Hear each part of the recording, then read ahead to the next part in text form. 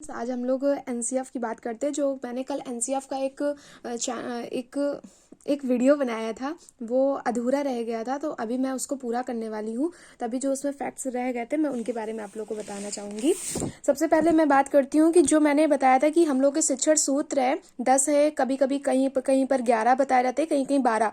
तो आपको पूरे पढ़ने की जरूरत नहीं है। पहले हम फोकस करते हैं एनसीएफ में किन सूत्रों का प्रयोग किया गया है। तो सबसे पहले हम ज्ञात से अज्ञात की ओर बढ़ेंगे, उसके बाद मूर्त से अमूर्त की ओर।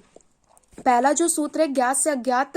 ज्ञात का मतलब होता है कि जो बच्चा जानता है हमें उससे कनेक्ट करना है, उसकी रीजनल। पहली चीज तो आपको पता है कि इसमें बोला गया है कि मातृभाषा पर, क्षेत्रीय भाषा पर ही आप उसे नॉलेज दे, आप उसे जो शिक्षण या अधिगम करवाएंगे वो आप उसकी रीजनल भाषा में कराएंगे, मातृभाषा में कराएंगे। तो आप जब भी कोई चीज भी उसे बताओगे, 1 2 3 4 5 जो भी बताओगे, या फिर आपने एनिमल्स नेम्स बताए या फ्रूट्स नेम बताए या फिर आपने जो फ्लावर्स नेम बताया, तो ज्ञात से अज्ञात की ओर ही बताएंगे। उसके बाद मूर्त से अमूर्त। पहले मूर्त मतलब प्रत्यक्ष रूप से जो आप उसे चीज दिखाएंगे, उसके बाद ही आप अमूर्त चीजों के बारे में बताएंगे।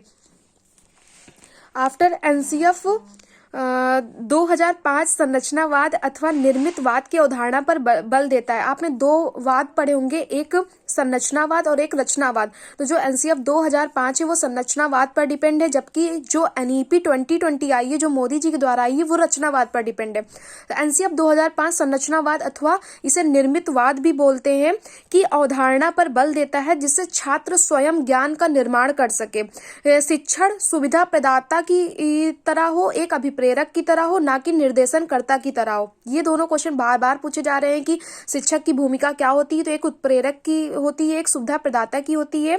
एनसीएफ 2005 एक सामाजिक सरल एवं सक्रिय प्रक्रिया है जिसके तहत सपनों के भारत को धरातल पर उतारा जा सकता है।